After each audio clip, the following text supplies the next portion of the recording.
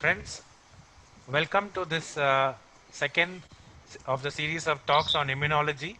Once again, we are very grateful and thankful to Dr. Debashish Danda for organizing the series of talks. Today, we're going to have two more talks, which will be by Professor Mishra and Abro. And with that, just brief introduction. And also for the members of the audience who are joining today, last time's lecture is uploaded on the medicine department, medicincmcvelo.com, or also on the YouTube. If you just Google and YouTube and put CMC Vellore Department of Medicine, you can hear last time's talk. This is the second in the series of talks, and please enjoy. And I will hand over to Dr. Danda. Thank you very much, sir. We are very grateful and honored. Thank you, Tambu. Welcome, Dr. Mishra sir and Dr. Abro Chaudhary. Those who are joining for the first time today, I must say that Dr. Mishra doesn't require any introduction. He'll be the first speaker today because he has some other commitment after this session. Dr. Mishra was my teacher. He was the professor and head of immunology and rheumatology at Sanjay Gandhi PGI Lucknow. He was also the dean of SGPGI MS Lucknow, and he retired recently and joined as the research dean and the head of clinical immunology and rheumatology at Kalinga Institute of Medical Sciences, Bhubaneswar. Dr. Mishra will talk today on complement system. Also, he will either today or next talk will cover on phagocytosis, apoptosis, and autophagy. But predominantly, Dr. Mishra will talk today on complement system today, followed by Dr. Abro's talk. Sir, welcome, sir. So please deliver your talk. Thank you, Devashish. I been assigned to talk on complement system, phagocytosis, apoptosis, autophagy. But I will talk mainly on the complement system. I will keep phagocytosis, apoptosis, and autophagy into my tagged onto my next talk, which is MSC antigen presentation. So a brief of history of complement system. It was first discovered in 1890, not last century, the century before. And Jules Burdett at the Institute of Pasteur, he observed that bacteriolysis required two different substances.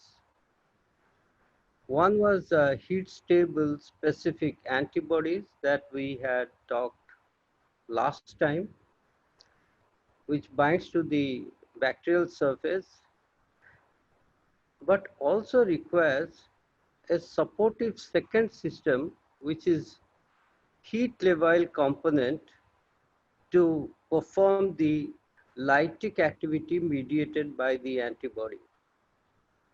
You would well imagine that even if we mount an antibody response, the effectivity of that or the functionality of that is to finally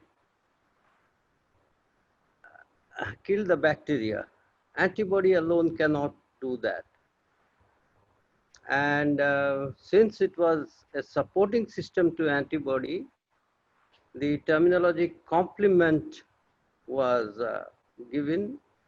It is actually a group of protein which cooperates both with the innate and adaptive immune system to eliminate pathogens. It's a series of proteins that is circulating in the blood, and it gets activated through a series of steps.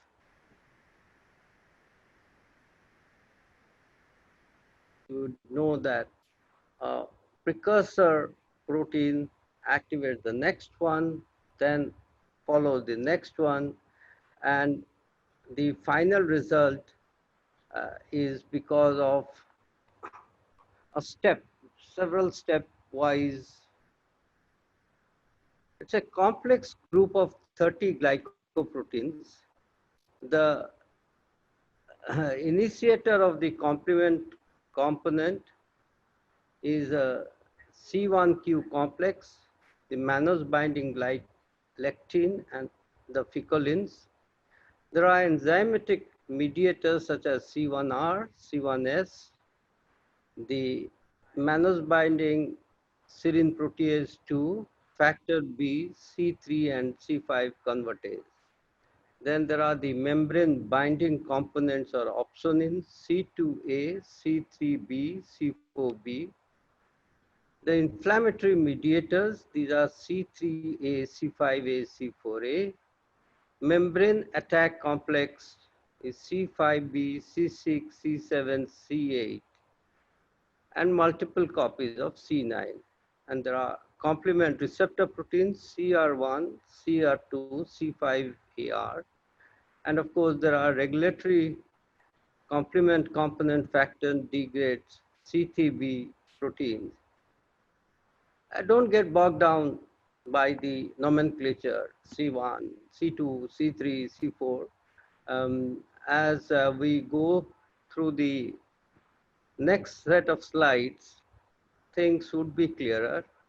A general principle of all these components are that when a protease works on a protein, either from C2 downwards, a small fragment comes out, which is called a fragment, and a larger fragment comes, the residue is the B fragment.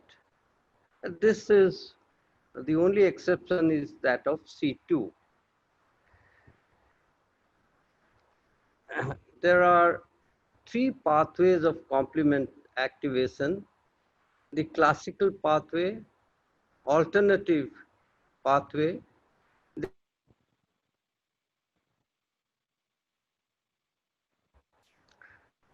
As told before, these pathways require multiple steps of activation, recognition, and enzyme activation are mediated by a set of proteins in the first two steps. And finally, the biological activity is a common set of proteins. Classical pathway is called classical because it was discovered first, and subsequently alternative pathway and mannose binding lectin pathway discovered. But evolutionary, alternative pathway is more conserved. So in animals like snail, we have the alternative pathway, we don't have the classical pathway. But because the classical pathway system was first described, it's called the classical pathway. The nomenclature in immunology has sometimes been little difficult to digest. I mean, it doesn't follow a set pattern. So this is not only to complement, there are several things that we will be discussing. The nomenclature is, now here is a pictorial cartoon which compares the alternative pathway to the classical pathway and the lectin pathway.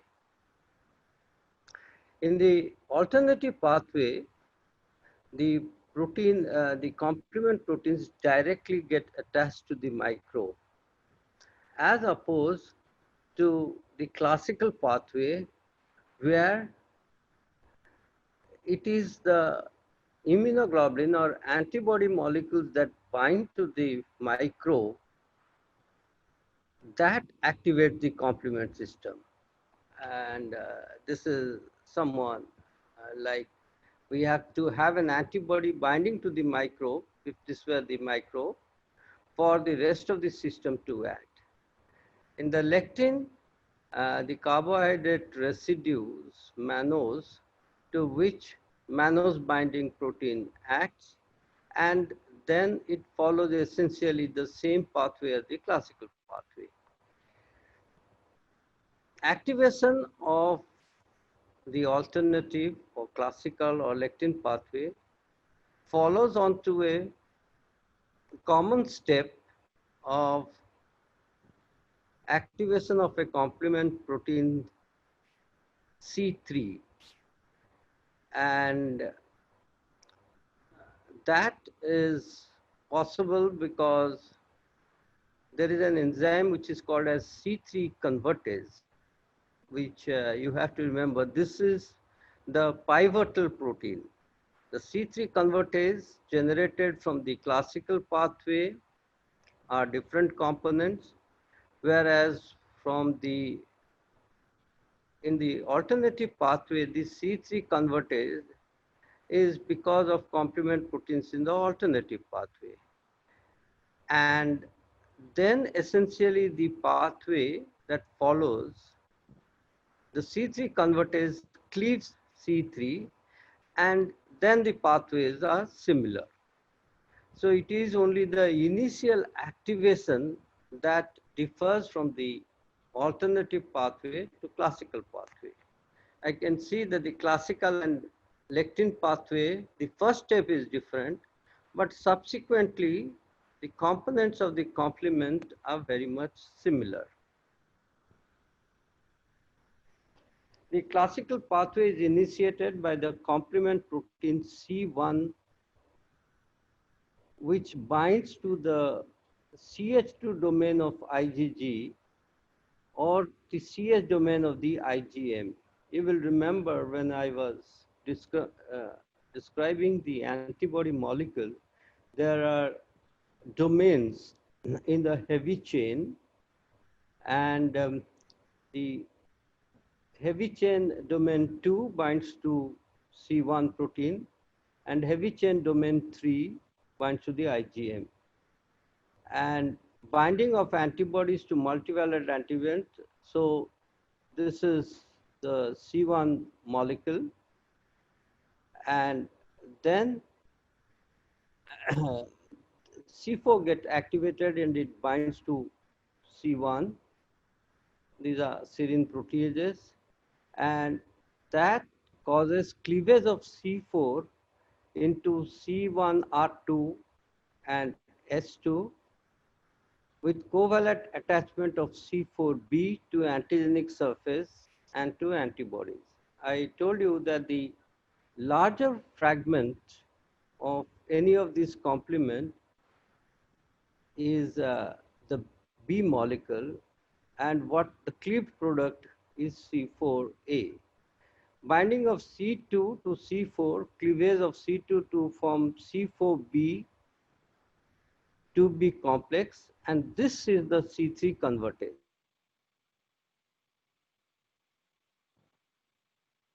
The most important happens, this cleavage of C3 by the C3 convertase. In the classical pathway, it is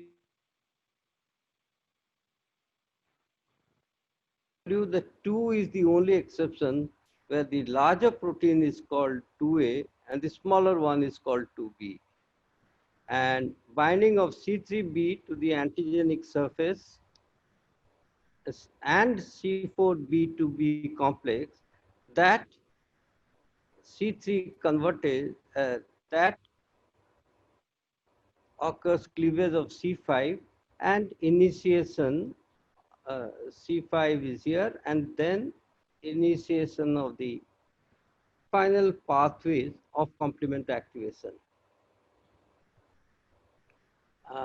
This is what is the structure of C1q, which is a large molecule. Sometimes an analogy is with the IgM molecule, with chains like a big molecule with various stem, and when this C1R and S2 are the molecule, and this C1q, when it's bind to the IgG, which is attached to the microbial surface, complement system gets activated. And how C1q gets activated, it's a very regulated system. Not everything will get active, will get active the complement system like C1q. A soluble IgM doesn't activate C1q. And if there is an antigen to which this IgM gets attached, then it can activate. The soluble IgG also, these antibodies, even if they are there, it will not activate the complement system. However, once these antibodies get onto the microbial surface, the C1q molecule gets activated. So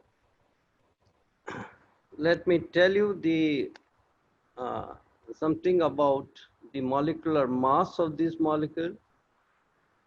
The C1 molecule, C1q RS.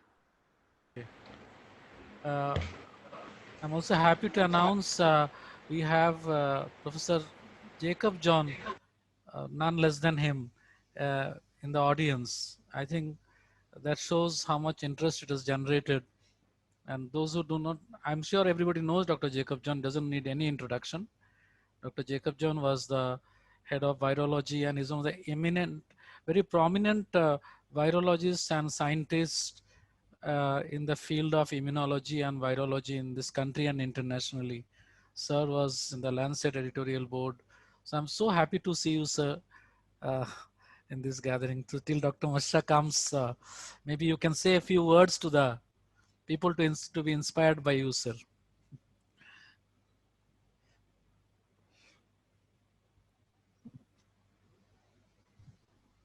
Thank you, Debashish. Can you all hear me? Yes, sir. I can hear you, sir. Yeah, I missed the first lecture. As you know, there is no virology without immunology. They are very intimately related, and right now everybody is thinking about a vaccine, and you cannot understand a vaccine if you do not know immunology. So it's a pleasure for me to have been invited by Tambu. So when I got the link, I was thrilled. So I'm here. Once a student, always a student. Sir. Thank you very much. Sir. Very much. It's a great honor for us, sir, to have you with us. Yeah, we were at this slide when we got disconnected, and telling about the C4 is a 210 kilodalton, and C2 is 100 kilodalton, and C2A is the serine protease and function as an active enzyme of C3 and C5 convertase to cleave both. The alternative pathway is, since no antibody is involved, is part of the innate immune system, and initiation is independent of antibody and antigen interaction. It is initiated by three different ways. It's a takeover pathway, means always there is C3 hydrolysis is occurring in our body. So in a way, it is more ready to get activated. And the proteins of the alternative pathway are factor B, factor D, and properdin. It is initiated by protein properdin and also by proteases thrombin and kallikrein. This is a cartoon of activation of alternative pathway as compared to the classical pathway. There is always a spontaneous cleavage of C3, which result in C3b cleaved, which on contact with the microbe gets associated with a factor called factor B. So C3b gets bind to factor B, to which factor D gets attached and stabilizes it. And this C3b and factor B cleaved protein factor BB is the C3 convertase of the alternative pathway. And then once C3 convertase is there, it cleaves many molecules of C3, resulting in many molecules of C3BB, amplifying the system. And C3b covalently binds to cell surface, binds to C3b, BB to form the C5 convertase. This is the C5 convertase, C3BB, BB, and C3b, to which this C5 convertase cleaves C5, and the resultant molecule are C5b and the smaller one C5a. So slightly detail, the C3 is a 185 kilodalton protein. Factor B is 93 monomer. Its serum concentration is 200. You can note the C3 level, it's so high, 1000 to 1200. And it becomes a very useful biomarker because we can measure C3 in our blood easily. Um, we don't tend to use to measure this, as these are small present in small quantity. And BB is a serine protease that activates enzyme of the C3 and C5 convertase. We have the stabilization factor D. It's a plasma serine protease. It cleaves factor B when it is bound to C3b, and propyridine, it stabilizes C3 convertase. So you have to remember that the alternative system of proteins are factor B, factor D, and propyridine. C3 is common. You heard about the C3 convertase in the classical pathway activation. But factor B, factor D, and propyridine are unique to the alternative system. The lectin pathway, again, it doesn't require antigen-antibody complexes. It is initiated when soluble proteins recognize microbial antigen, and the lectins recognize specific carbohydrate components primarily found on the microbial surface.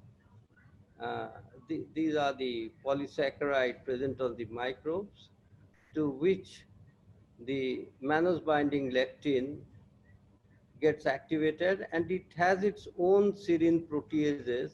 These are called as MASP1 and MASP2, something like what C2 and C4 has for the classical pathway.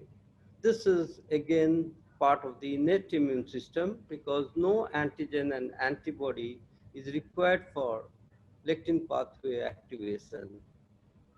And these are the proteins of the lectin pathway and its component, the mannose binding lectin, the ficolins, the L-ficolins, H-ficolin, and mannose binding protein, serine protein, protease 1, 2, and 3. These are present in small quantities, and we don't tend to measure them to know whether the mannose binding protein is activated. I mean, this is an important pathway to eliminate bacteria or microbes. So all the three pathway forms C3 convertase, which result in this molecule, C3BB, BBC3B, and then C5, this is the C5 convertase, it clips the C5. The larger fragment get attached to the microbes. You will realize that the C3b is anchored onto the microbial surface, and assembly occurs of the other proteins uh, such as the BB, C3b, and then this, and these are the terminal complement component, the C6, C7, C8. Once it get engaged to these large proteins, it forms a hole in the microbe. Uh, though when C9 gets attached onto the microbe, there is a pore that is formed, and then there is cell wall disintegration. It causes cell lysis. So basically, the set of complement protein activation ultimately leads to a hole in the microbe, and sometimes, unfortunately, in autoimmune disease, it can punch also a hole in the red cell or other tissues, so causing damage to the host cells, and which results in. So the late steps of complement activation are C5, 6, C7, C8, and C9. Their serum concentration is very less as compared to the C3 or C4, and the combined, this complex that is formed is called the membrane attack complex, or abbreviated as MAC. So C5b initiate assembly of the membrane attack complex, and the C5a is one of the most powerful anaphylar toxin that we know of in the system. It causes anaphylaxis, brings in neutrophil, and uh, is responsible for all the inflammatory signs. C5a is one of the most powerful anaphylar toxin. The components of the MAC bind to C5b and accept C7. C7 components of the MAC bind to C5bb and insert the lipid membrane, and the components of the MAC bind to this bigger complex and cause polymerization of C9, resulting in pore over the microbe. And this is the formation of the membrane attack complex, which you can see gradually C5b with C6 and C7 and C8. They are responsible of polymerization of C9, and they are beautifully arranged to result in a pore. You can see electron micrograph, photograph over microbial surface, how the membrane attack complex have, or the complement system has resulted in punching hole over the microbes.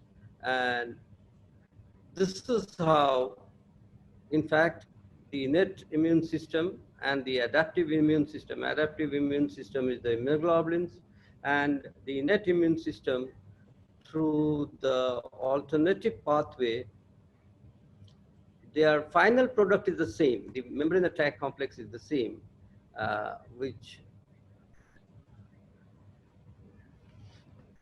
now there are complement receptors. These are important proteins. Some of them are actually plays a regulatory role, because if complement system gets activated inappropriately, the body system or the host have a mechanism of regulating it. We have the C1 inhibitor that inhibits C1 activation. It interacts with C1R and C1S. We have a factor I for the, it is a serine protease. It cleaves C3b and C4b by using factor H. And this is an regulator or inhibitor of alternative pathway system activation. Factor H binds to C3b and displaces BB. It's a cofactor I mediated cleavage of C3b. C4 binding protein um, that binds to C4b and displaces C2.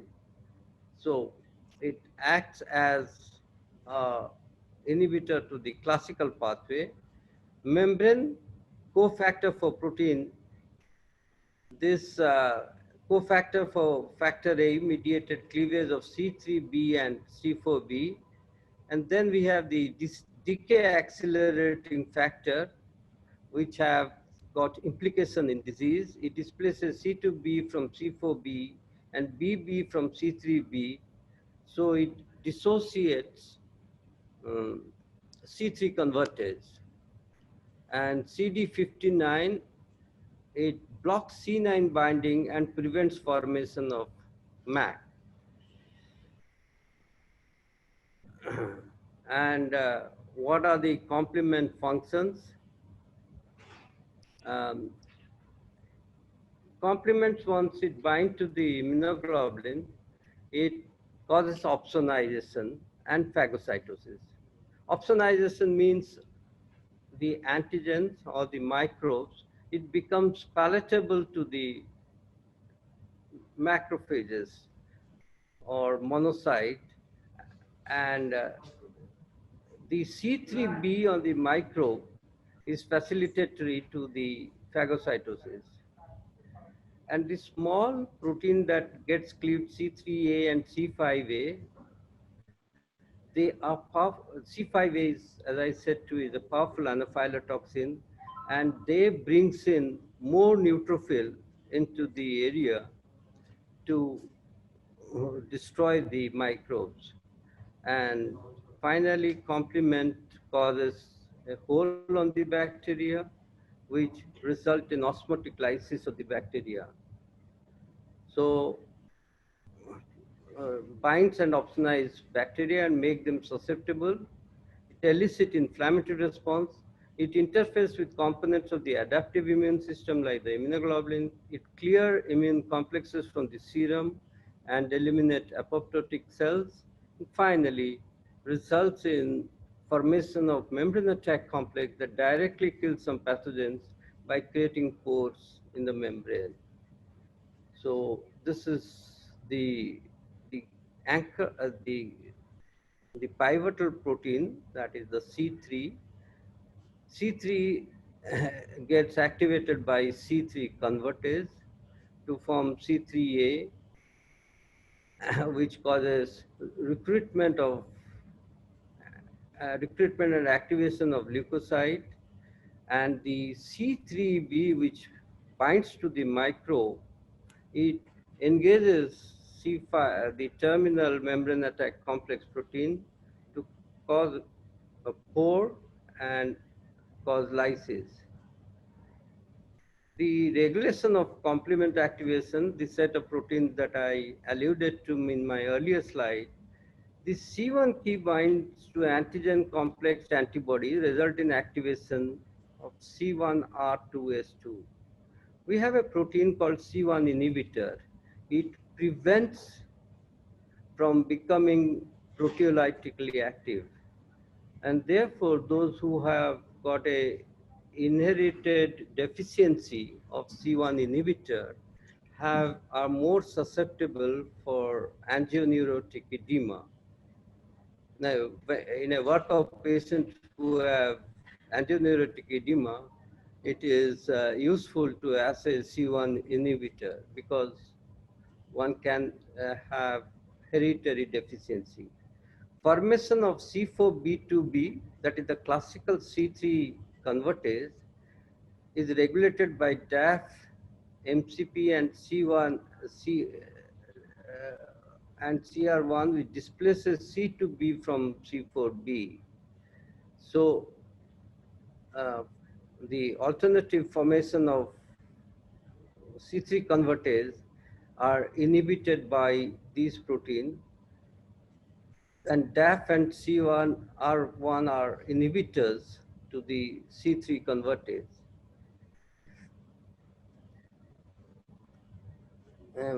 This is a factor I which mediates proteolytic cleavage of C3b, producing an inactive C3b.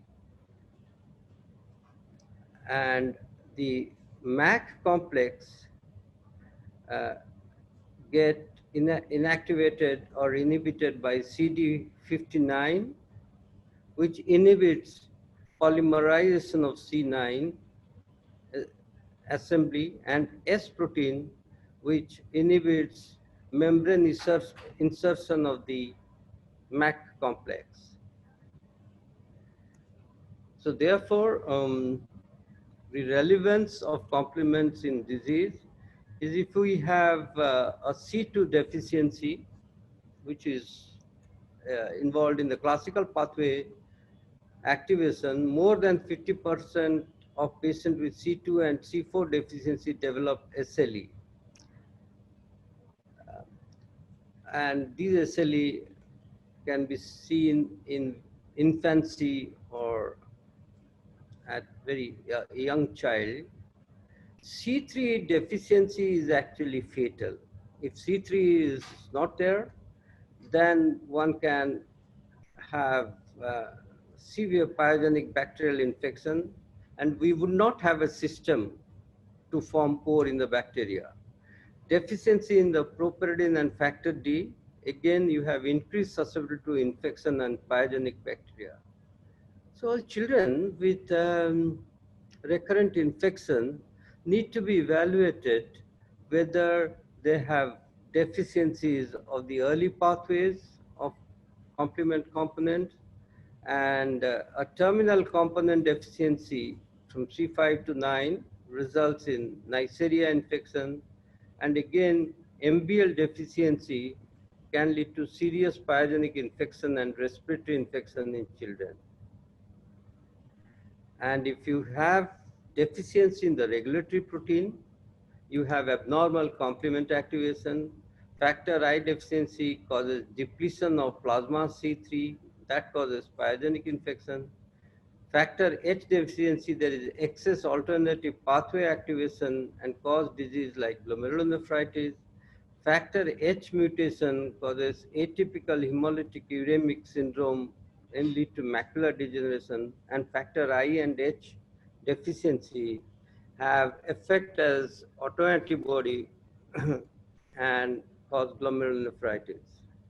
Deficiency of complement receptors CR3 and C4 is due to rate mutation in the beta chain of the CD18 gene, and it causes leukocyte adhesion deficiency, and that result in recurrent ulcers, cutaneous ulcers, or recurrent pyogenic infection. The pathologic effect of normal complement system causes tissue damage. If there are autoantibodies, you get complement-mediated cell injury. It can cause intravascular thrombosis leading to ischemic injury, and activation of prothrombinase in the circulation causes thrombosis of independent of MAC-mediated damage to the endothelium. And disease like SLE, which are due to largely to immune complex, it causes disease like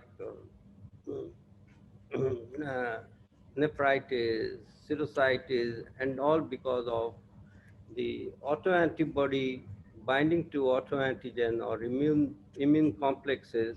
They utilize the complement to cause tissue damage and inflammation. The microbes have mechanisms for complement evasion. There is interference with antibody complement interaction, binding and inactivation of complement protein, and protease mediated destruction of complement component, and microbial mimicry of complement regulatory proteins.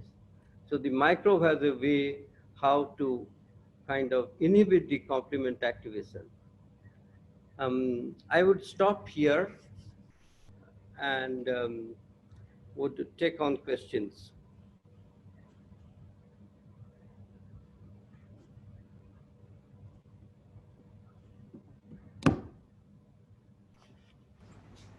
Thank you, sir, for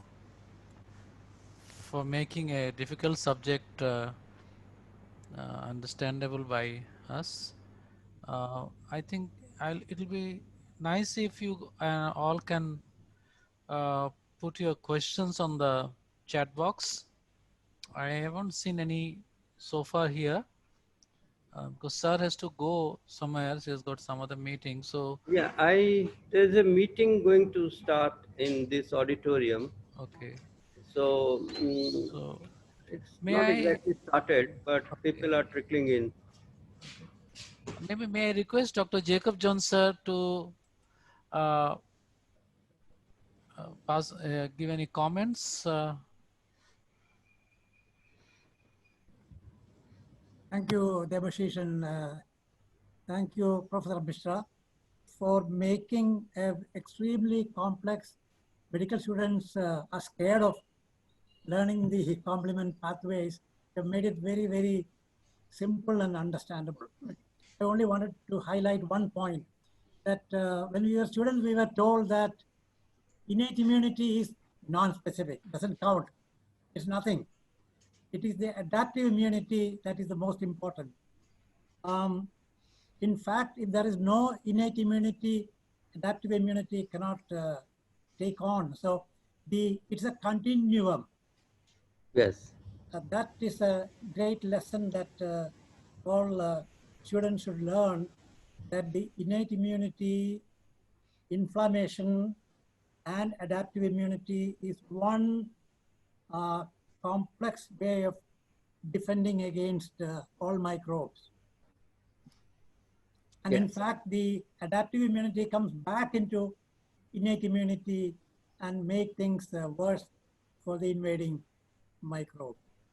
Right. I entirely agree. I entirely agree. And just a few things which were not on the slide. We generally measure complement. Two complement we measure, C3 and C4, in immune complex mediated disease. Primarily to know where their level is less or not. So if their level is less, that is a biomarker, or that is an indirect way that the disease is active. And sometimes we measure this over time. So to identify patients have gone from an active state to an inactive state. That is very useful. And in many infectious diseases, actually the C3 and the C4, their level are high. Their level are high um, to kind of tackle the organisms. But in autoimmune disease, which are mediated by immune complexes, the complement component in the serum is less. And people generally are asked this kind of multiple choice questions, that if C3 is low and C4 is normal, which pathway gets it indicates which pathway activation. That means if the C4 is normal and C3 is less, that is indicative of an alternative pathway activation. Whereas if both C4 and C3 are less, that is indicative of classical pathway activation. And as I said, we do measure C1Q esterase inhibitor in adolescents or adults who have got angioneurotic edema, to find out whether they are hereditary deficient. Those which are deficient hereditary of the complement system proteins such as C3 it's not compatible with life. But those which have C2 and C4 pathway uh, proteins are, particularly C4 protein are less, they can have immune complex like SLE disease very early on in their life. We will take up the phagocytosis, apoptosis, and autophagy in my next lecture when I would be talking of antigen presentation. Is that okay, Devashish? Right, sir. Thank you, sir. Thank you for your time. And I think, And yes, sir. if we have some questions which Dr. Mohan can communicate to me, so that before my lecture, next session, I will answer those questions. In a way, I will recapitulate the complement system lecture then, because these lectures, they are very easily forgotten. We hear it, get excited, but then it's difficult to remember. Maybe we need to talk it again and again. Yes, sir. Sure, sir. Thank Thank you. Thank you, sir. Thank you very Thank you. much. Thank you, Thank you, Devashish. sir. Thank you, Mohan, and thank you, Dr. Jacob Jan, for being present. I'm privileged. Thank you, sir. Uh, Thank you, sir. we'll go to the next lecture now. Go on to the next lecture is by Dr. Abra Chandra Chaudhary. He's a bright young rheumatologist and immunologist. Dr. Abra, after doing his MBBS, he did his DNB in internal medicine from our CMC Vellore. I still remember I was there in his interview board during the selection. And Dr. Abro then worked with us in the rheumatology department in Vellore for, I think, little more than a year. And then he went on to do his DM in SGPGI Lucknow. After doing his DM, he has come back to Kolkata. He is now a consultant rheumatologist to the CMRI and AMRI hospitals in Calcutta. And Dr. Abro has been always very bright, well-read, and he is a very effective communicator. So I think we are now having a very bright young person to speak to all of you on a very difficult subject.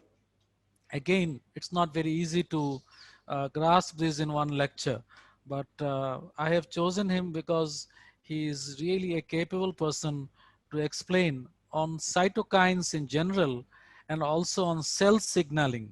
Cell signaling is an important mechanism to understand the various immunoinflammatory pathways.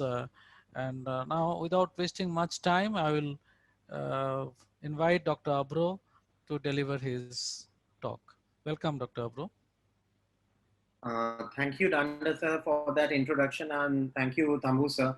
Indeed, it's a great privilege to be back to CMC as a speaker. I started my journey with this department of medicine, and then you had been my first mentor for taking up rheumatology. My entire taking of rheumatology was only inspired by it's really a great.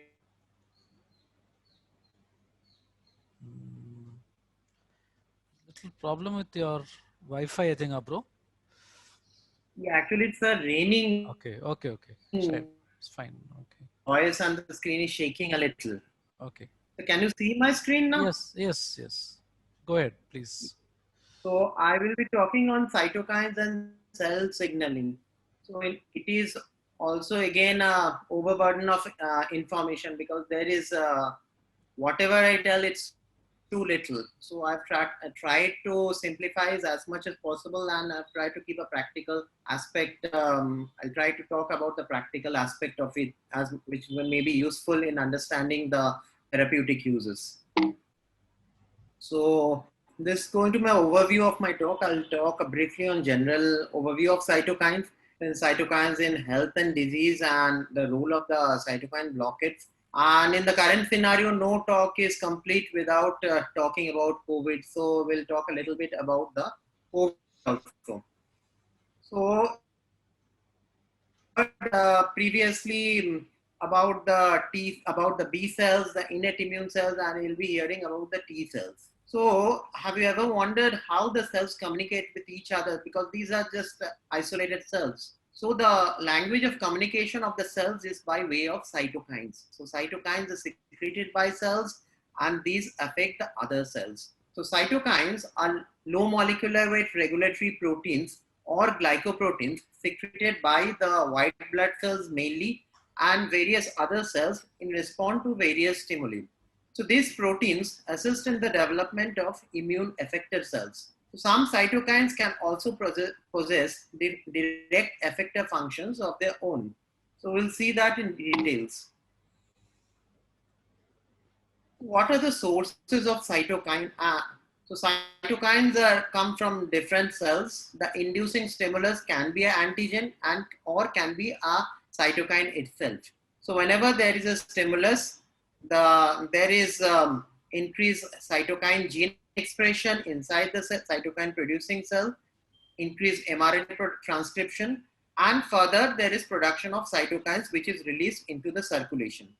These cytokines then acts on cell surface receptors, leading to further intracellular signaling, leading to gene activation and biological effects. So the secretion is very brief and tightly regulated, and it requires mRNA and protein synthesis. The mRNA is short-lived and secreted only when the cell is activated. It is not stored preformed and produced as the need arises.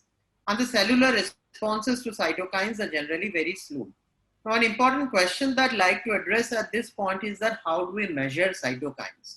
So an easy way of measuring cytokines would be to measure the level of cytokines by doing an ELISA in blood or the synovial fluid or whatever tissue fluid we want to examine, like the bronchoalveolar lavage fluid or CSF. But you'll be surprised to know that the level of cytokine by ELISA in this fluid does not always reflect the actual pattern. So what is done in the laboratory is that we isolate the peripheral blood mononuclear cells, that is lymphocytes, and then we stimulate this by different mechanisms. Then we study the mRNA expression of the cytokines inside the cells, and after the stimulation, we can measure the level of cytokines in the blood or the supernatant fluid. So that would be a much more truly reflective of the actual cytokine levels. So how do cells respond to cytokines? What do the cytokines do? So cytokines, after secretion, they can act on the cells from which they came out, that is the autocrine action.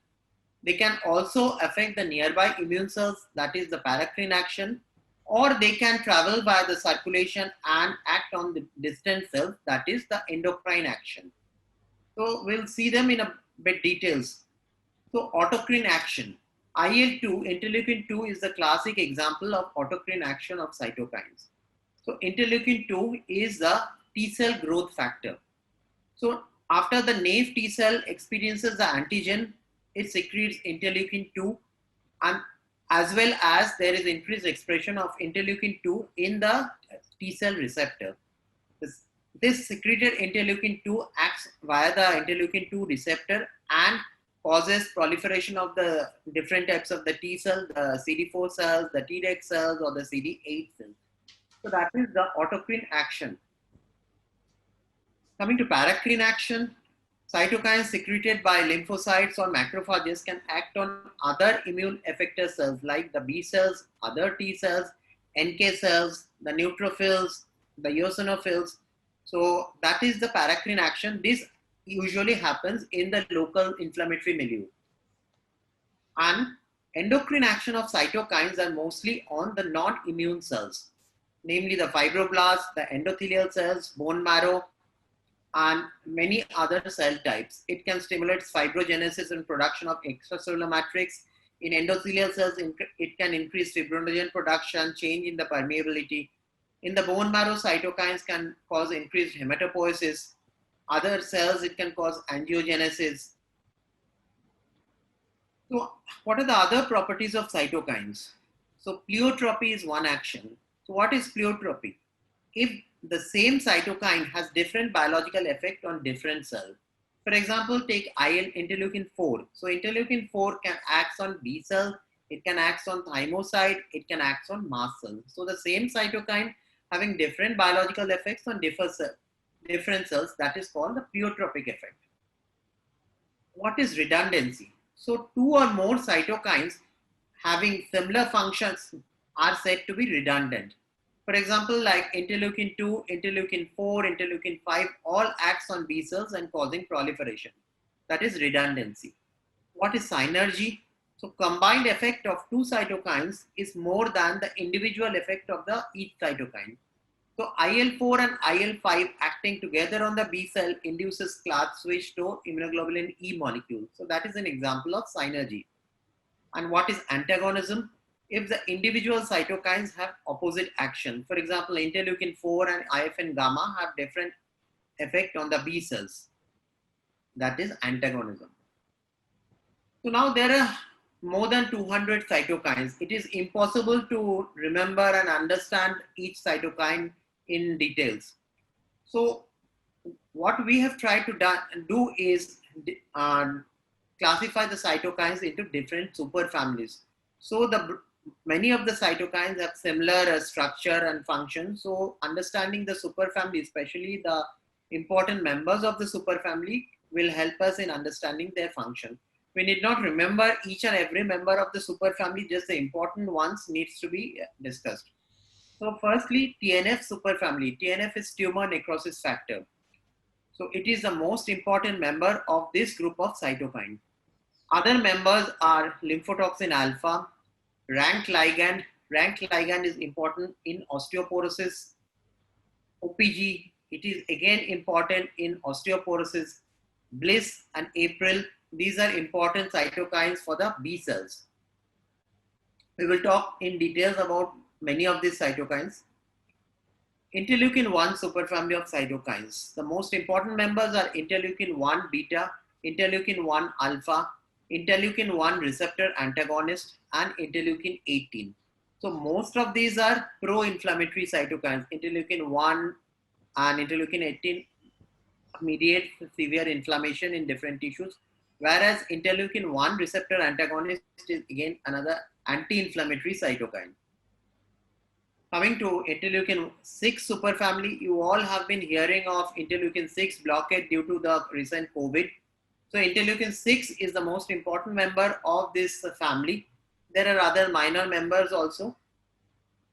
Interleukin 10 superfamily of cytokines. The most important member of interleukin 10 superfamily is IL-10 and IL-22. Now, one important thing that I'd like to point out that although it is a superfamily and there may be similarity in the structure, the functions may be entirely different. For example, interleukin 10 is an anti-inflammatory cytokine, whereas interleukin 22 is a pro-inflammatory cytokine, but both belong to the same superfamily. There are cytokines which have been described with the primary role of regulation of T cells, that is the differentiation of the T cell. The most important members in this are interleukin 12 and interleukin 23. We shall see subsequently they are important for differentiation of naive T cells. There are cytokines associated with the effector function of T cells. So IFN gamma is an important cytokine which is an effector cytokine from the Th1 cells. Interleukin 2, interleukin 4, 5 are important effector cytokines. IL-17 is another important effector cytokine. So cytokines are growth factors. Transforming growth factor beta, TGF beta, then platelet-derived growth factor, fibroblast growth factor receptor family. These all are important growth factors which are again cytokines. There are miscellaneous cytokines with potential role in the immunologic diseases like MIF, HMG-B1, GM-CSF, GCSF, MCSF, type 1 interferons like interferon alpha and beta family. These all have different roles in rheumatic diseases. So how does a cytokine act? So a cytokine binds to the cytokine receptor present on the cell surface. This cytokine receptor then triggers intracellular signaling via the Janus kinase, JAK kinase, SYK kinase, or BTK, which leads to further signal transduction via the STAT and MAP kinase pathway, which leads to increased gene expression, transcription, and coming out of the expression of the effector molecules. So that is very important. So we can target a cytokine at different levels, the soluble cytokine or binding of cytokine with the receptor, then we can target the Janus kinase, then we can target the signal transduction as means of different therapy. So similar to the cytokine superfamily, there is cytokine receptor superfamily. So there are 5 cytokine receptor superfamilies. There is immunoglobulin receptor, superfamily receptor, then IL-1, MCSF are important members of this superfamily. Class 1 cytokine receptor superfamily. So important members of this interleukins which bind to these cytokines are IL-2, IL-4, 5, 6, then GCSF, all this binds to this. There is class 2 cytokine receptor to which interferons bind, and there is TNF receptor to which TNF binds, and there are chemokine receptor to which MIP1, RANTES, all this binds.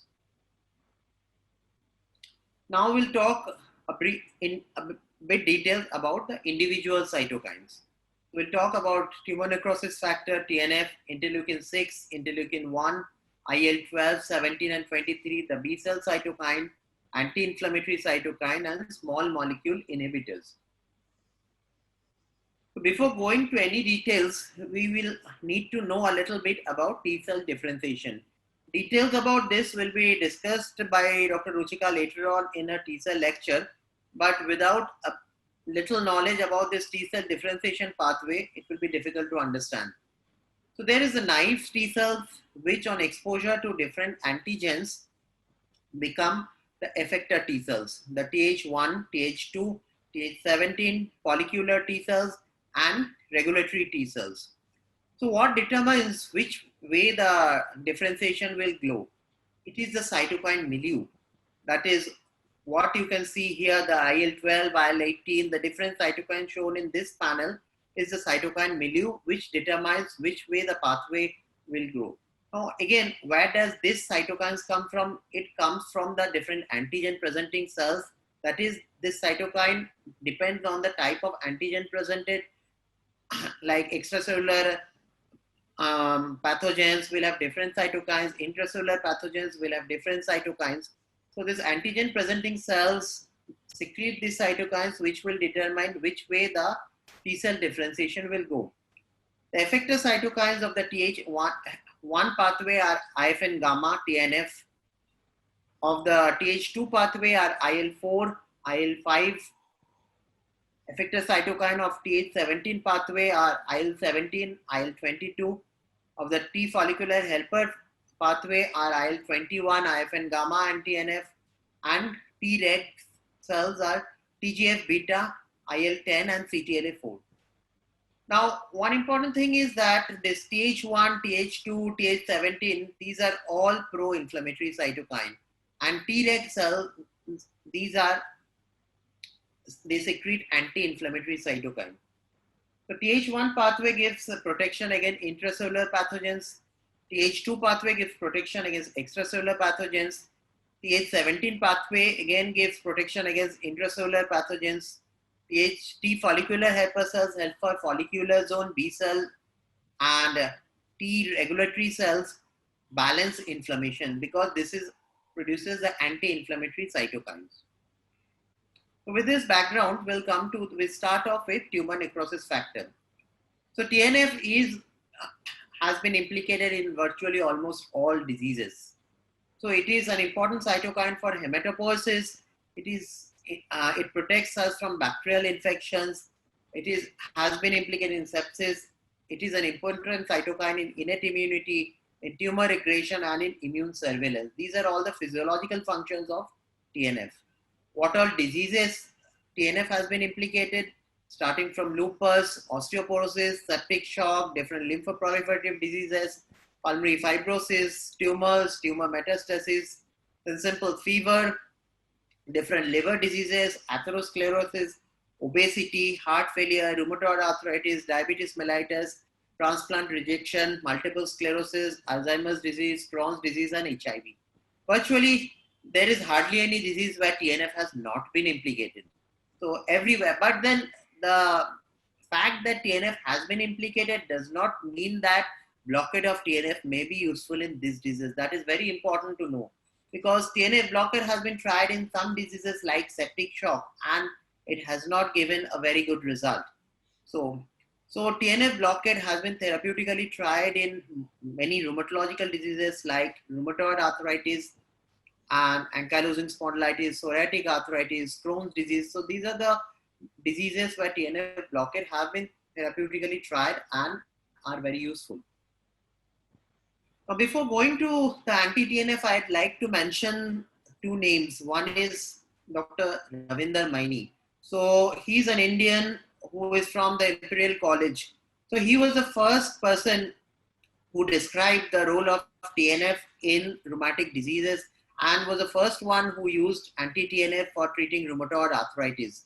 So we should be proud as Indians that he was involved, and the other person was Mark Feldman. And Dr. Mishra, whom you have been hearing till now, had been working with Professor Ravinder Maini during his stay in the UK. He is very important as far as TNF is concerned. So there are two types of TNF receptors, like TNF receptor 1 and TNF receptor 2. So most of the inflammatory pathways happen through signaling of TNF receptor 1. So TNF binds to TNF receptor 1 and leads to intracellular signaling. So there are different TNF blockers. So the first TNF blocker that was described is infliximab, which was a mouse-human chimeric antibody. The other TNF blockers that have been subsequently described are etanercept, which is a combination, which is a soluble receptor of the extracellular domain of TNF receptor 2 combined with Fc fragment of human IgG1. Here you can see the IgG1, and this portion comes from the TNF receptor 2.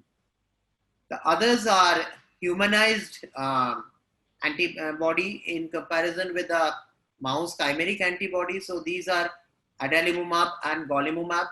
And there is another one called as certolizumab, which is a FAB fragment which has been combined with polyethylene glycol.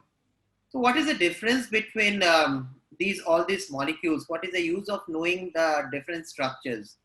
So important is that the difference does not lie in effectiveness. The difference lies in mostly in immunogenicity and other side effects. So in the diseases where they are used, like rheumatoid arthritis, ankylosing spondylitis, and psoriatic arthritis, Crohn's disease, most of the TNF blockers are effective. But infliximab, because it is a mouse chimeric antibody, it has more risk of immunogenicity, more risk of transfusion reaction. Then adalimumab, golimumab have much less immunogenicity than infliximab, and because these are subcutaneous injection, the risk of transfusion reactions is much less. Etanercept is again another molecule which is given subcutaneously. There is no risk of transfusion reaction. The risk of immunogenicity is also much less. But there is risk of increased uveitis when we use etanercept. And certolizumab is also given subcutaneously. So where all TNF blockade have been found useful, mostly in the different rheumatological diseases like rheumatoid arthritis, psoriatic arthritis, Crohn's disease, ankylosing spondylitis, psoriasis, and uveitis. And what are the side effects that we should be knowing when we know about when we use TNF blockade? The most important is the risk of opportunistic infection, especially as India is concerned, the risk of tuberculosis. So TNF is an important cytokine which is involved in granuloma formation, and blockade of TNF can lead to impaired granuloma formation and thus leads to disseminated tuberculosis or different extrapulmonary tuberculosis.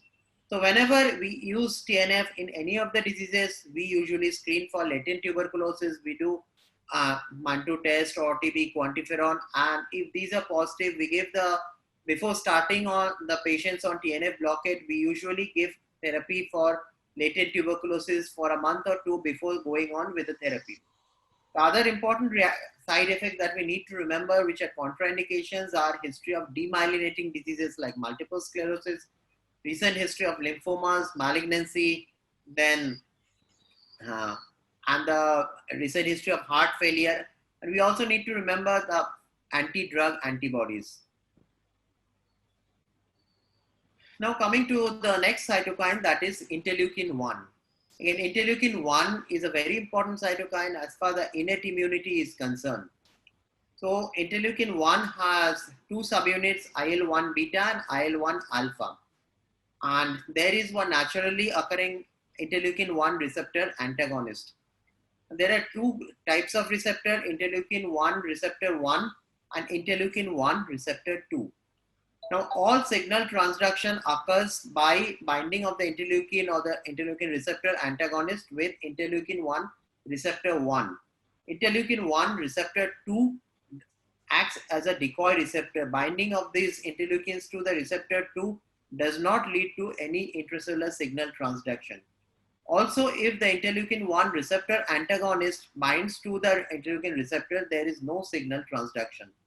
So whenever the IL-1 alpha or IL-1 beta binds to the IL-1 receptor, there is intracellular signal transduction and there is inflammation. So what are the different interleukin-1 blockers that are used in different day-to-day practice? What are the different strategies? So we have seen that free interleukin-1 binds to the interleukin-1 receptor and to there is one adapter protein also which leads to signal transduction. So anakinra, which was the first antagonist to be used, it is one human receptor, recombinant IL-1 receptor antagonist. It competes with free IL-1 beta for binding with IL receptor 1, but it does not bind with the adapter protein, thereby preventing signal transduction. Rilonacept and canakinumab have almost a similar kind of action. They do not bind with the receptor. So rilonacept is a fusion protein comprising of the extracellular domain of the IL-1 beta receptor and the adapter protein attached to a human IgG molecule. It binds to the circulating IL-1 beta and mops off circulating IL-1 before it can bind to the receptor. Similarly, canakinumab is a fully humanized anti-IL-1 monoclonal antibody which binds to the circulating IL-1 and mops off all IL-1 before it can bind to the receptor. So where all are the IL-1 blockers used? So therapeutic uses of IL-1 blockers are mostly in pediatric rheumatology, in systemic onset juvenile idiopathic arthritis, in adult onset Still's disease, in different autoinflammatory diseases where IL-1 has a potential pathogenetic role. And among the adult diseases, adult onset Still's disease and gout are important diseases where IL-1 blockers have been used. Now coming to the next important cytokine, that is interleukin-6. So this is again a very important cytokine, and this is a ubiquitous cytokine just like TNF. What are the sources of IL-6?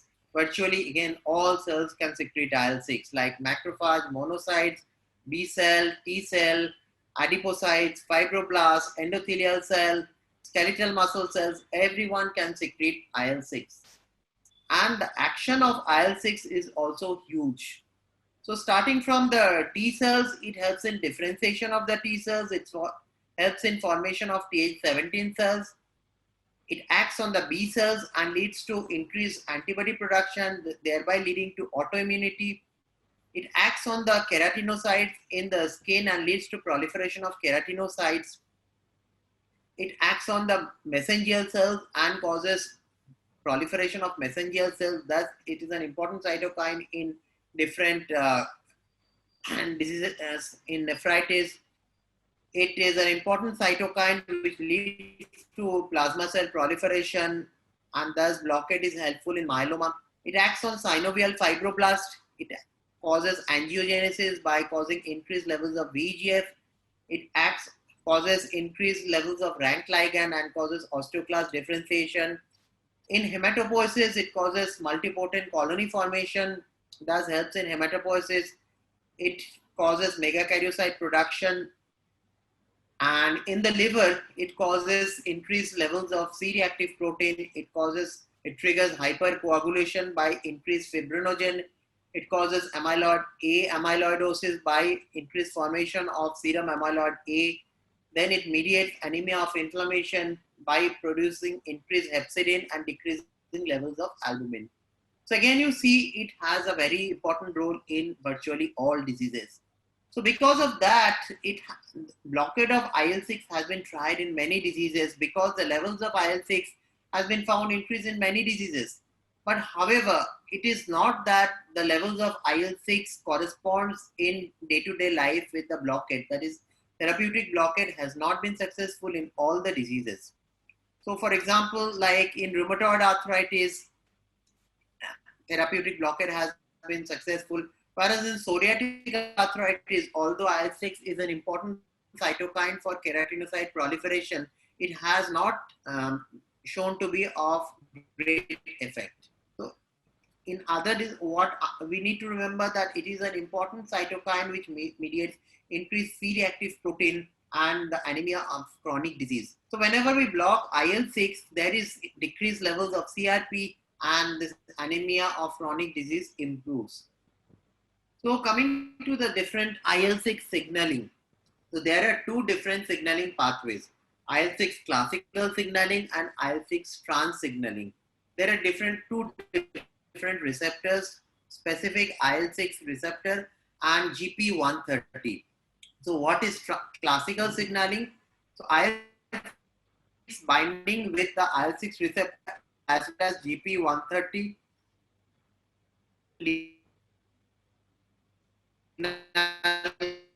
cascade activation, station, and gene transcription. And what is trans signaling? For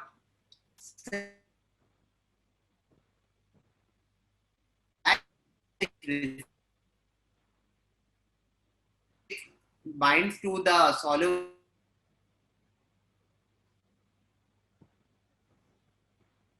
active mechanism that has been used. So we can block IL-6 or we can block the IL-6 receptor. So what are the different receptor that has been used? Tocilizumab, which nowadays for COVID, and sarilumab. And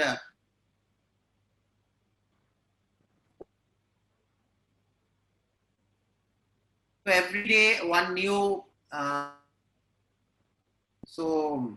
but we just need to remember how they act, whether by blocking the IL-6 receptor or by blocking the IL-6. So what are the therapeutic uses of IL-6 blockade? So most important has been rheumatoid arthritis, where it prevents joint destruction, it improves fatigue, pain, systemic onset GIA and adult onset Still's disease. These are important uses. Then two other important rheumatological diseases like giant cell arthritis, Takayasu's arthritis are the most important diseases where IL-6 blockade has been shown to be of effect.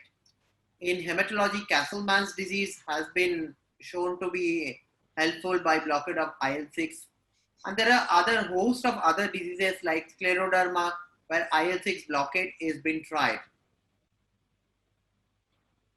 So what are the adverse effects that we need to remember when we use IL-6? So there is definite increased risk of infection because IL-6 is an important effector cytokine, especially in the Th1 and Th17 pathway. So there is increased risk of opportunistic infection, including tuberculosis, and there is increased risk of transaminitis, and there is risk of dyslipidemia. So whenever we are using IL-6 blockade, we need to monitor the SGOT, SGPT, as well as monitor the lipid profile at regular intervals. And we also need to monitor for opportunistic infections. The next important cytokines that we'll be talking about are IL-23 and IL-17. We need to understand what is the IL-23 and IL-17 axis. For this, we'll go back to our previous picture, the differentiation of the T cells. Here we have seen that the Th1 cells and Th17 cells. So the dendritic cells, macrophages or monocytes secretes IL-23, which in the presence of other cytokines like IL-1, IL-6 and TGF-beta, they go to the Th17 pathway and lead to formation of IL-17A, IL-17F, IL-22.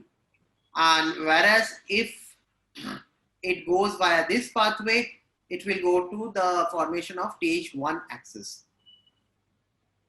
So this is called IL-23, IL-17 pathway. Now, as far as IL-17 is concerned, Th17 cells are not the most important source.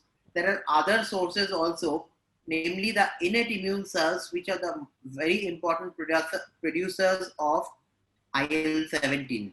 So the gamma delta T cells, induced NK cells, MAIT cells, double negative T cells, type 3 innate lymphoid cells, as well as CD8 cells, LTI cells, neutrophils, these all can produce neutrophils. These all can produce IL-17.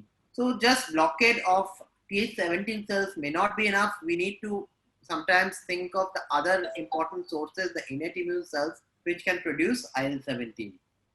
What are the effects of IL-17? The most important is inflammation. So it can affect on the different synoviocytes, the epithelial cells or fibroblasts. It can affect the macrophages and leads to inflammation. It can cause increased production of matrix metalloproteinase and nitric oxide, leading to cartilage damage. It can cause increased production of rank ligand, leading to increased osteoclastogenesis and causing bone erosion. It can also stimulate the endothelial cells to secrete tissue factor IL-6, thereby causing increased risk of thrombosis.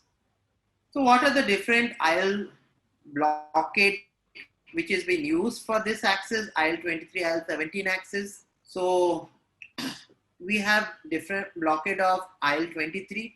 So IL-12 and IL-23 shares one subunit, P40.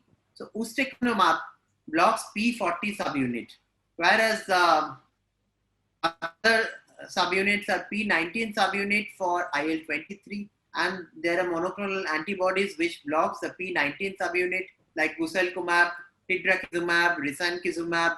This blocks the P19 subunit. Then there are antibodies which blocks the IL-17, that is secukinumab and ixekizumab. There are antibodies which can block the IL-17 receptor signal transduction, that is brodalumab. So what are the therapeutic uses of IL-17 and IL-23 blockade? Ankylosing spondylitis, psoriasis, psoriatic arthritis. So what are the adverse effects that we need to remember? Again, risk of opportunistic infection, and there is special increased risk of fungal infections as far as IL-17 blockade is concerned. So a little bit about the cytokines targeting the B cells. So we have heard about the B cells. So there are B cell blockade, rituximab, which acts on the cell surface receptor, but the cytokines which are important for B cell growth and survival are APRIL, BLyS, which are important members of the TNF superfamily of cytokines we have mentioned previously. So BAF and APRIL acts on the different receptors on the B cell like BAF receptor, BCMA and TACI, thereby leading to increased proliferation and survival of the B cell. So there are important cytokines which can target these pathways, namely belimumab, tebalumab, atacicept, BLyS-B-mode. What are the therapeutic uses? Belimumab has been used successfully in the treatment of systemic lupus erythematosus. So now we'll talk a little bit about anti-inflammatory cytokine. So when we talk about inflammation, it is just a balance between pro-inflammatory and anti-inflammatory cytokines. So pro-inflammatory cytokines are the ones which we have dealt with previously, like tumor necrosis factor, IL-1, IL-6, then these are important pro-inflammatory cytokines. And among the anti-inflammatory cytokines, what are important is TGF-beta, IL-10, soluble TNF receptor, and IL-1 receptor antagonist. So one of the cytokines that I'd like to talk about when talking about anti-inflammatory cytokine is interleukin-2. So as I said before, that interleukin-2 is is important for the growth of T cell. So there is a competition between the classical T cells and T regulatory cells for IL-2. So it has been shown that when we use interleukin-2 in very low dose, that is taken up by the T regulatory T cells, thereby there is suppression of the conventional T cells, and whenever there is suppression of conventional T cells, there is less inflammation and more control of inflammation. So thus low doses of IL-2 has been used in different diseases like again systemic lupus erythematosus and rheumatoid arthritis. So low dose IL-2 has a immunosuppressive action. But again, what we need to remember that IL-2 is being used in cancer as part of cancer chemotherapy, and there it has immunostimulant action. So in high doses, IL-2 has immunostimulant action, and in low doses, IL-2 has immunosuppressive action. Now, till now, we have been talking about the different cytokines, but these cytokines are all extracellular. We have told previously that these cytokines binds to the cell surface receptor, which leads to signaling in intracellular cell signaling. The important members in intracellular signaling are Janus kinase, Syk kinase, BTK kinase. And nowadays, inhibition of these different JAK kinases has been used in different diseases. Now, there are different JAK kinases like JAK1, JAK3, TYK2. So, different cytokines act by different combination of different JAK kinases. Now, because these are convergent pathways, JAK kinase are convergent pathways of the different cytokines. So, blockade of JAK kinase may have widespread action on the immune system. Like they can cause suppression of erythropoiesis, they can cause increased risk of infections like herpes zoster. So we need to be very careful when we block these JAK kinases. So like erythropoietin, TPO, GCSF all act through the JAK kinase pathway, and blockade of these can have serious consequences. So we have different JAK kinase inhibitors like non-selective inhibitors like baricitinib, tofacitinib, ruxolitinib. These are used in different diseases like rheumatoid arthritis, and every day newer and newer indication of JAK kinases are being found, because as I said, these are a convergent pathways of different cytokines. So even if we do not understand what cytokines are important for the pathogenesis of diseases, targeting the downstream pathways, that is the JAK inhibitors, may be useful. So we have JAK selective inhibitors like upadacitinib and figlotinib, and we have JAK3 selective inhibitors like desenotinib. So that these are not called biologicals, but these are called small molecular inhibitors, and that is a very important upcoming field in the field of immunology. So now we have talked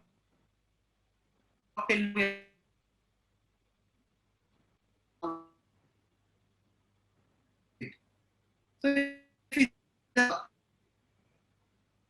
the COVID virus affects the lung and the intestine via the ACE2 receptor and initiates to cytokine and chemokine release, which leads to acute inflammation leading to immune cell activation. So what the patient will develop, whether he or she will recover or go to a severe COVID, will depend on the balance between the different regulatory or the different immunostimulatory pathways. So if there is increased antiviral immunity by the interferons or increased Treg cells, there will be resolution of infection. Whereas if there is increased unregulated inflammation, then there is severe COVID-19. So we are all talking about cytokine storm. So what is cytokine storm? So it is similar to what we see in many diseases in rheumatology. It is similar to what we know as macrophage activation syndrome.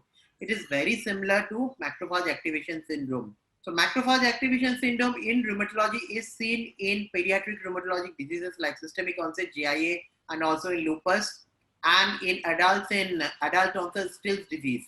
And it is also seen by internists when they deal with infections like dengue, other viral infections like CMV, or sometimes due to typhoid fever. These can all lead to macrophage activation syndrome. So pathophysiologically, macrophage activation syndrome is also called as cytokine storm syndrome. So what is cytokine storm? Cytokine storm has no strict definition. Broadly speaking, it denotes just a hyperactive immune response characterized by release of interferons, interleukins, TNF, chemokines, and several other mediators. It is not that one mediator is important, a host of mediators coming all together causes these symptoms. So these mediators are a part of well-conserved innate immune response which is necessary for efficient clearance of infectious agent. So cytokine storm implies that the levels of the released cytokines are extremely injurious to the host cells. So if we see in this picture, I'm sorry, it is a little bit very small. So the different cytokines which have been implicated in COVID are TNF, then IL-6, IL-18, GCSF. So these are the important cytokines, and blockade of many of these are being tried out. So IL-6 blockade has been tried out. We know tocilizumab has been tried. People are trying out blockade of IL-18, blockade of IL-1 anakinra, which is available for treatment of pediatric rheumatologic diseases. Even TNF blockade has been tried because TNF is an important mediator. But we need to always remember that it is not one cytokine that is causing this. So it may not be, blockade of one cytokine may not be always useful in controlling the storm. So in one person, one cytokine may be important, but in other person, other cytokines may be important. And it is not only the cytokines, but other pathways like increased vascular inflammation, complement pathway, which are important. So all together produces the what we see as cytokine storm in COVID. So with this, I'd like to end my presentation. Thank you everyone for that patient hearing. Thank you, Abra. It was really very exciting and stimulating talk. And I cannot see any questions in the chat box, but I'll be very happy if people ask him some questions related to the topic or anything relevant to the topic. And even comments from senior faculty, Professor Jacob John, or I can see a few others faculty from medicine also sitting. So it will be nice to ask a few questions. Okay. Yes, sir. Thank you, Abra. That was a very, very nice and simplified presentation of a very, very complex subject on cytokines. As far as COVID is concerned, it's a most disturbing kind of a disease complex, a syndrome, because as majority of people have very simple asymptomatic or mildly symptomatic infection, but some people go to have very severe disease process, and that disease process is still being unraveled. I'm sure you would have recently seen the hypothesis of a bradykinin storm in addition to cytokine storm, all leading to either one of lung getting, alveoli getting filled with a glue-like liquid, so that however much oxygen you try to give and however much pressure you give, oxygenation fails. So that is one end of the spectrum. On the other side, all endothelial cells, particularly vascular cells, get infected, and there is an upregulation of ACE receptor in all kinds of cells, and that syndrome, or that disease manifestation is a peculiar vasculitis come seepage of fluid from intravascular to out extravascular, plus microthrombi, plus all kinds of uh, disease processes that affect the brain, the kidney, different parts of the body. And that is not a pneumonia-like disease, very different from pneumonia. Even the pneumonia is not the usual pneumonia.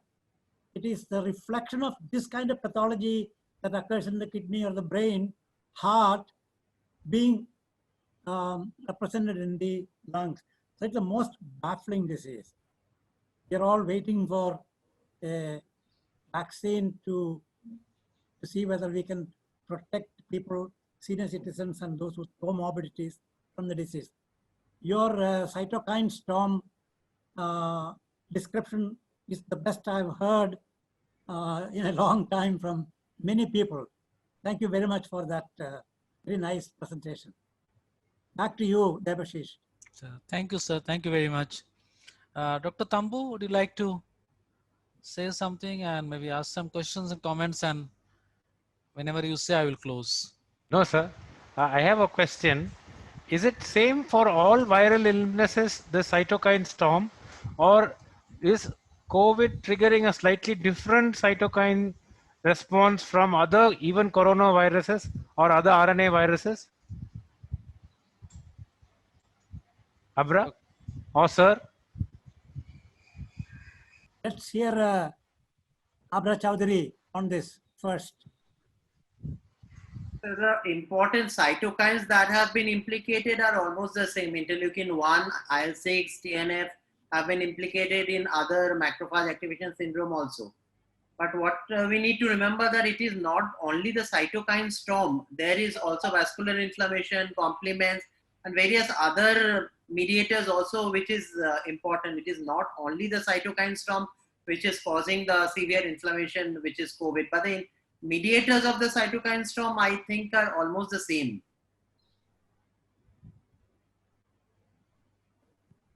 Yes, Abra. The cytokine storm may not be the trigger for the pathology. It's probably a parallel to the problem going on in the body. So the immune system is trying its best, but in severe cases, they can't. The immune responses can't arrest the progression of the disease. It's a very baffling disease, to say the least.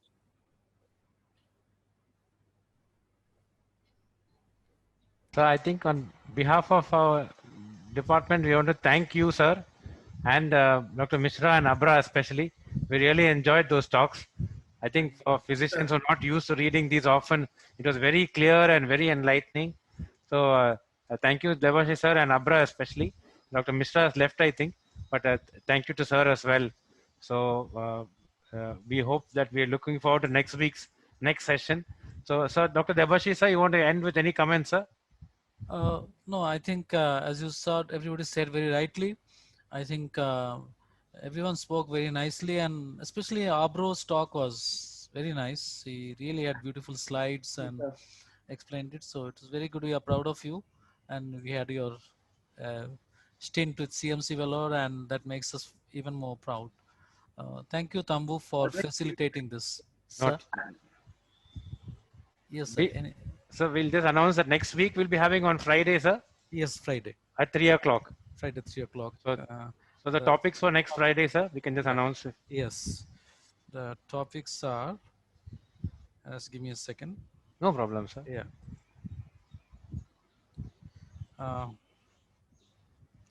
It's taking a little time for me to open. Can Mohan announce it? Mohan is here. Just taking Yes, a, sir. yeah. Yes, sir. Next week we have topics. First topic going to be infections and immunity, including vaccines, by Dr. Ma'am Sita Naik. Next topic will be by Dr. R.N. Mishra sir on autoimmunity, including antigen presentation and MHC, and phagocytosis and autophagy also will be covered. Thank you, sir. All Thank right. you. So thank you again, sir. And we wish everybody who came a happy and pleasant evening. See you all next Friday. Thank you, Debashish, sir. Thank you, sir. All Thank right. you. Thank you, Okay. everyone. Bye, Bye. everybody. Thank you to Dr. Jacob John, sir. Thank you, sir. Bye, sir. Bye.